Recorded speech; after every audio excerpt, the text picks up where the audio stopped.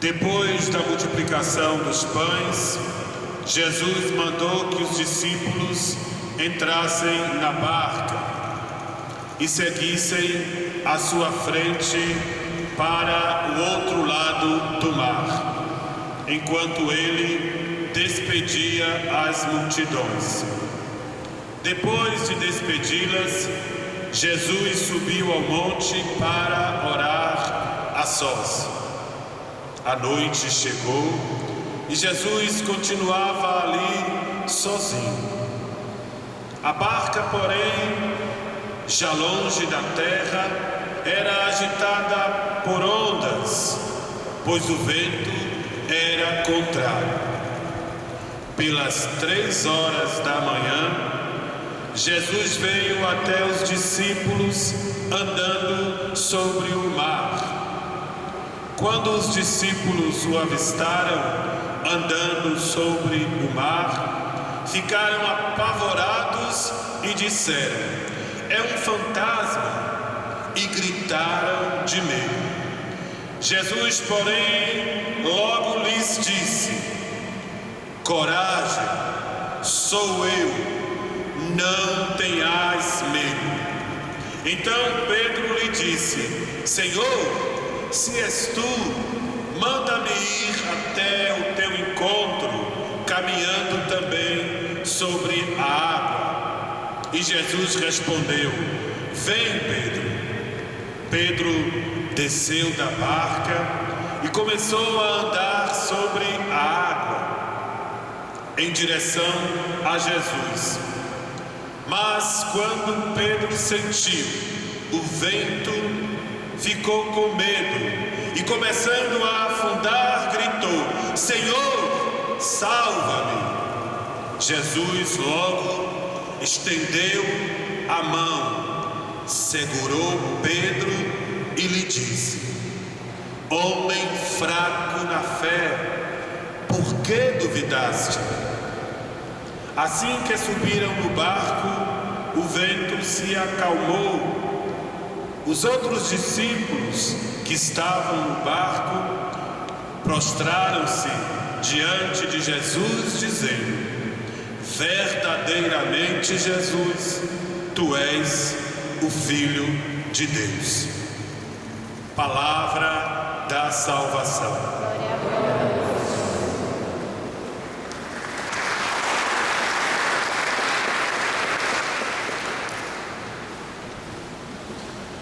Se alguém aqui pôde frequentar as missas a semana que ontem se encerrou, e podem observar agora, vocês têm o jornal domingo, quem não puder ir às missas pode acompanhar as leituras indicadas no folheto. Uma pergunta estava presente durante toda a semana que ontem se encerrou. Era a pergunta sobre quem é Deus, quem é Jesus. Essa era a pergunta que estava, de fato, na quinta-feira, por exemplo. O texto era aquele texto em que Jesus perguntava: "O que dizem meus discípulos, minhas discípulas? O que as pessoas dizem que eu sou?" E depois de responder o que as pessoas falavam sobre ele, Jesus pergunta diretamente aos seus discípulos e discípulas: "Mas e para vocês, quem eu sou?" E esta pergunta sobre quem é Deus para mim, quem é Jesus, qual o significado, qual a importância que Jesus tem em minha vida, o fato de acreditar em Jesus muda o que em minha vida?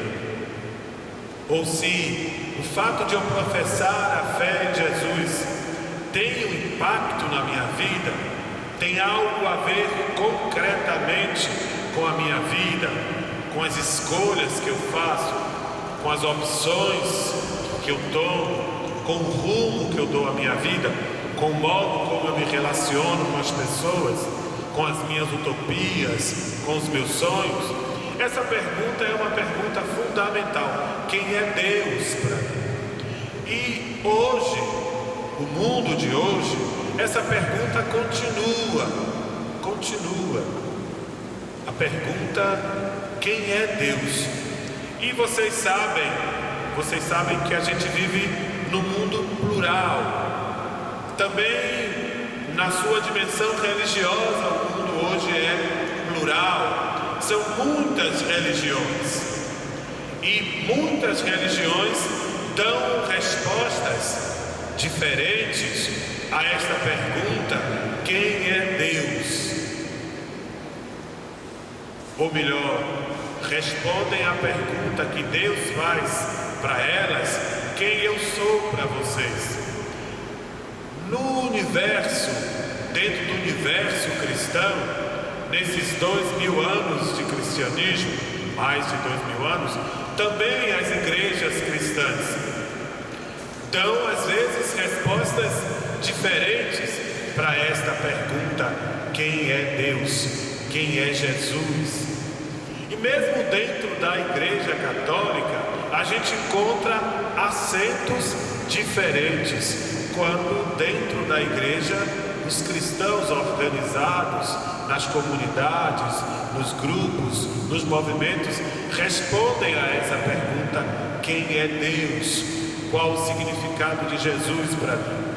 Tenho a impressão que hoje também essas leituras podem ajudar a gente a discernir e a encontrar alguns elementos que ajudam a gente a responder a esta pergunta.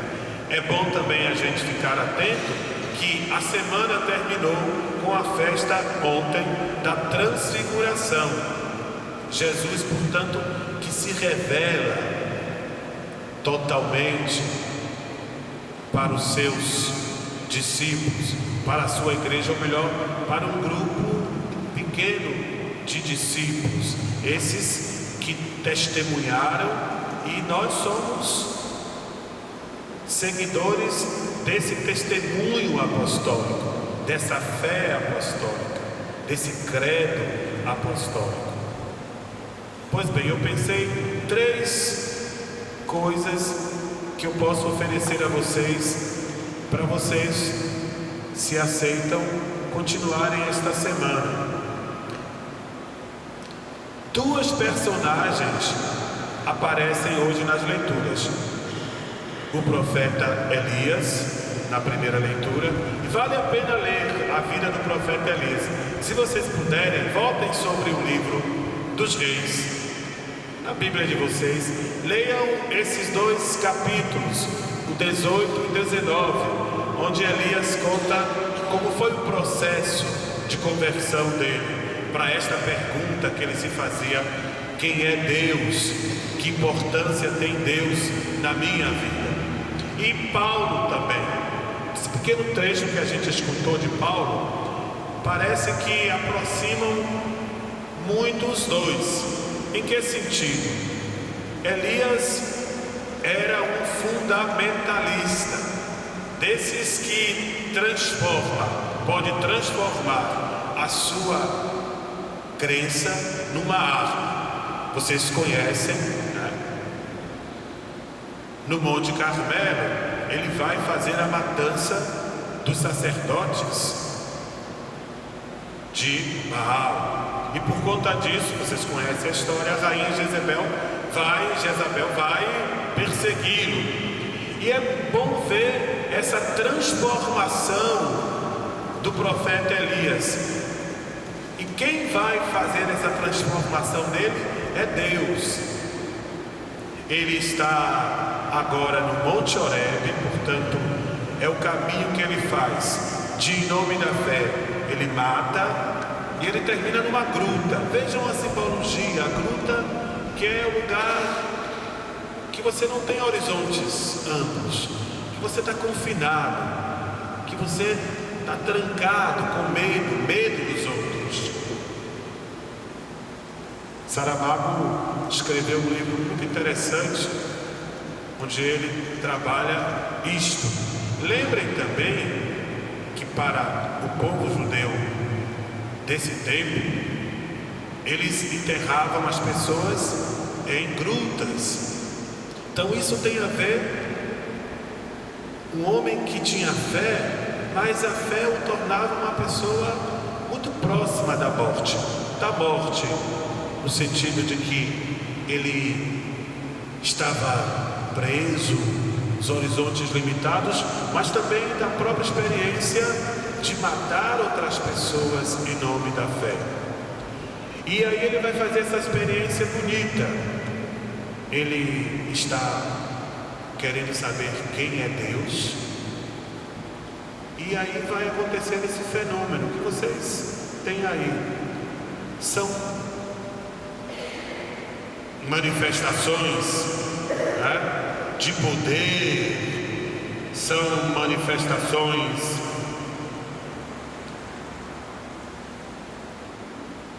de muita força.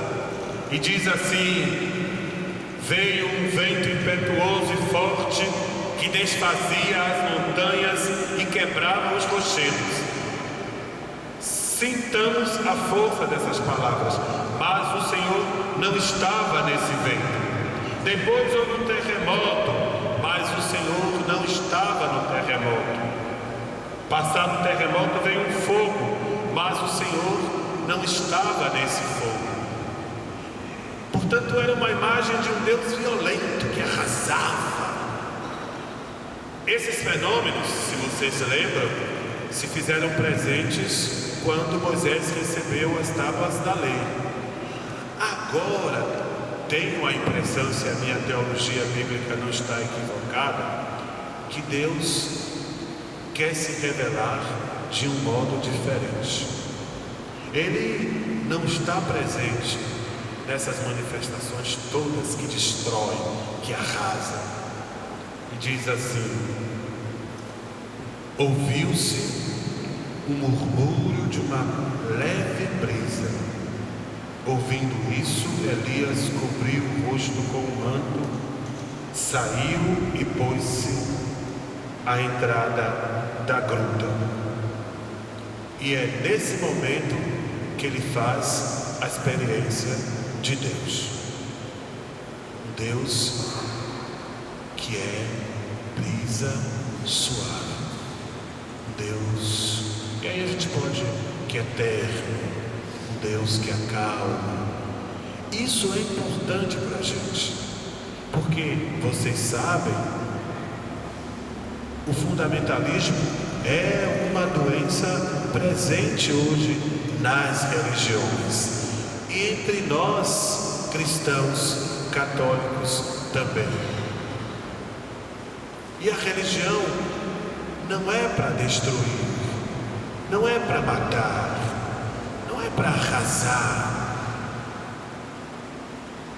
O espaço da religião, o espaço do religioso deve ser o espaço do encontro, da partilha, da misericórdia, da comunhão, do diálogo, da tolerância. Essa mesma experiência, tenho a impressão, os discípulos vão fazer com Jesus. Essa cena bonita que a gente escutou. Eles estão na barca, a barca é sacudida por ventos impetuosos,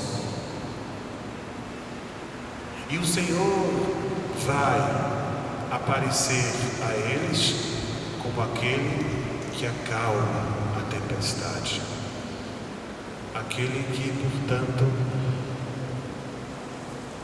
repõe com carinho, com cuidado, as forças, as energias da gente. Tem que, essa imagem que Mateus descreve se junta com essa imagem da primeira leitura do livro dos Reis. É um Deus, portanto, que é um Deus que vem a mim na calma, na tranquilidade. Ele acalma as tempestades de minha vida. Ele me põe no ponto de equilíbrio. Ele me restaura, ele me cura, ele me recompõe. Eu considero essa imagem de Deus, estou falando imagem, como sendo aquela experiência profunda que a gente precisa fazer de Deus, e a experiência profunda que a gente precisa testemunhar de Deus. E com o detalhe da experiência de Pedro. Vejam bem, quem é Pedro? Pedro é aquele que foi escolhido por Jesus para ser a pedra. E Pedro, em diversos outros momentos, vai ter que aprender isso, que não é com a impetuosidade, e uma vez com a própria arma ele pega a espada. Lembram dessa cena, não é isso? Decepa a orelha do soldado, o centurião, e Jesus vai dizer o que para Pedro? Guarda a tua espada na bainha. Se fosse esse o tipo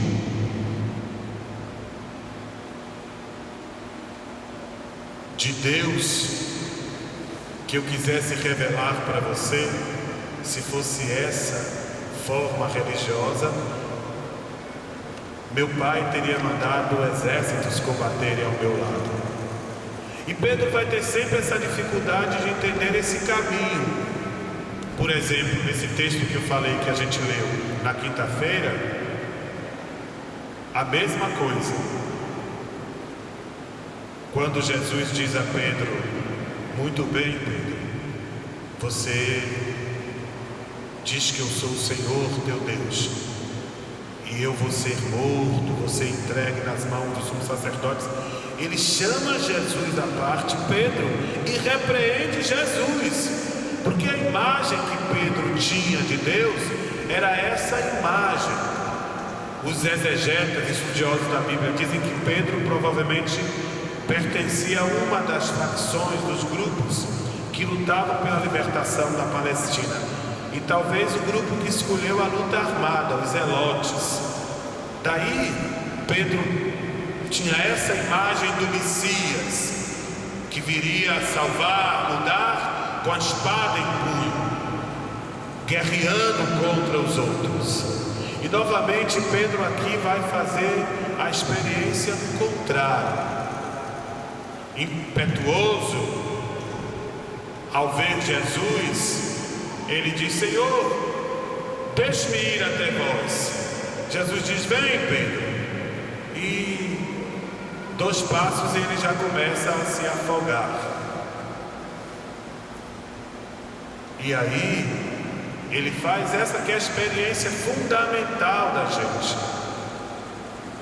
Senhor, salva-me, salva-me que eu estou morrendo.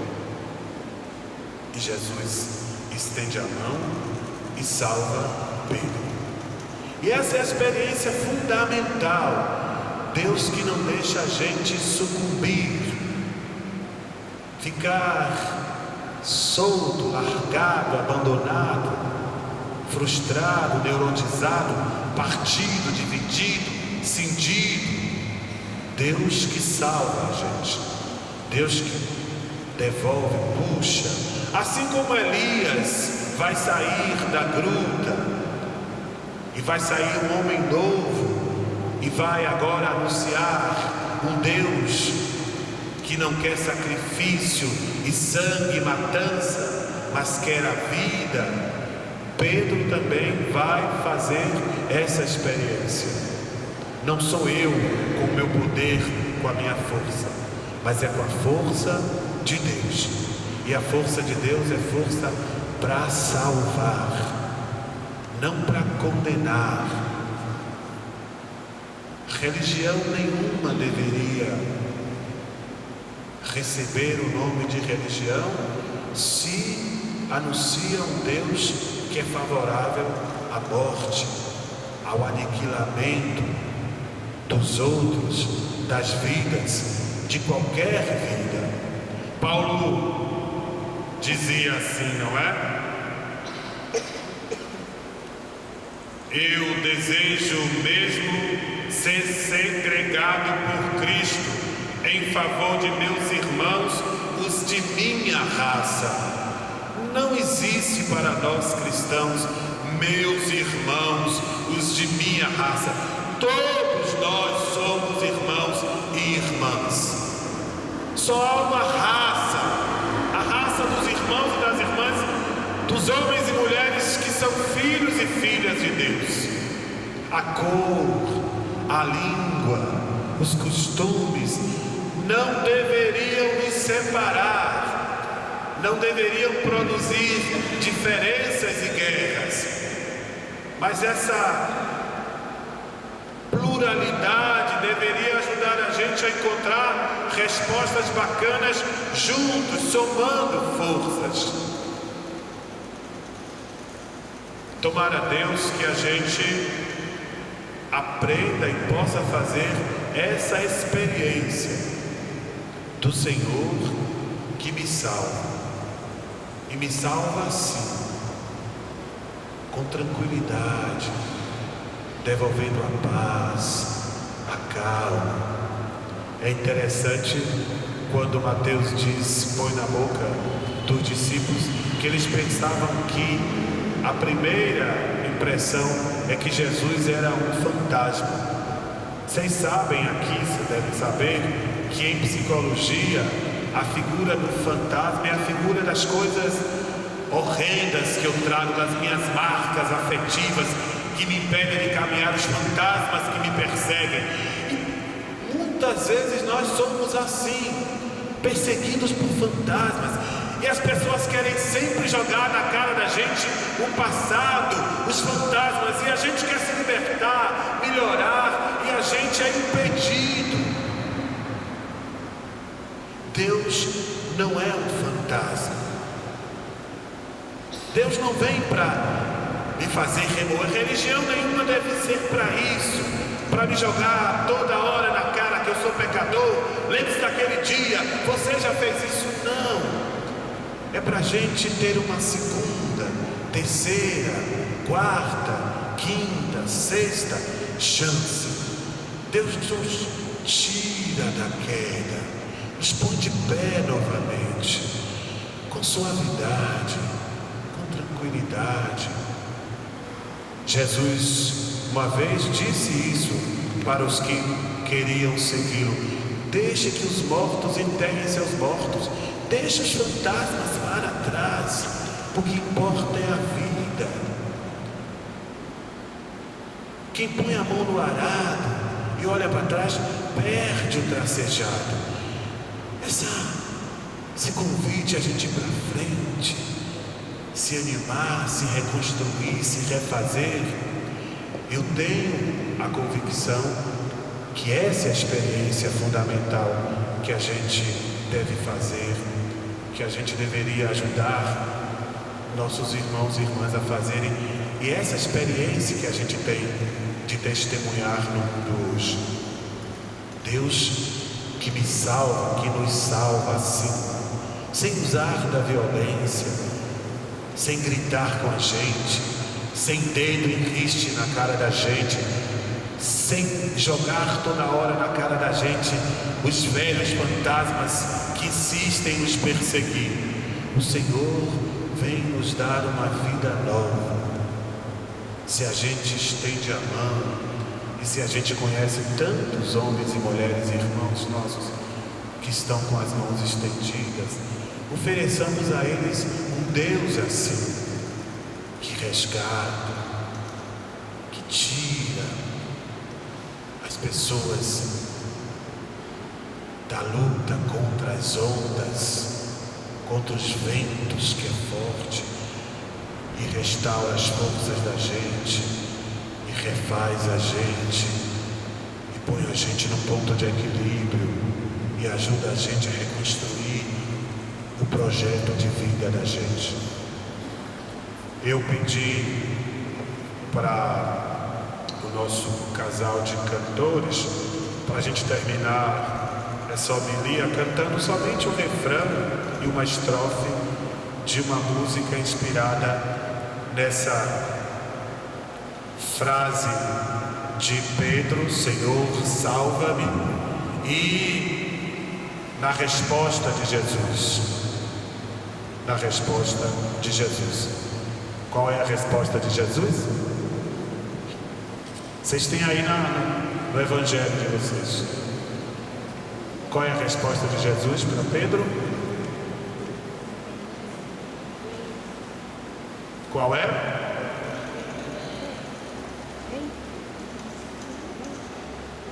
Qual é a resposta de Jesus?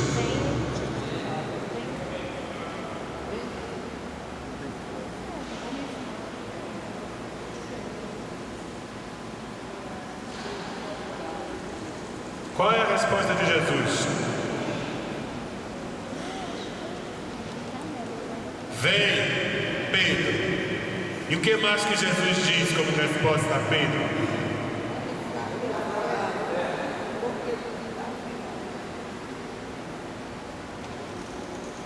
Vamos cantar? Podemos ficar sentados.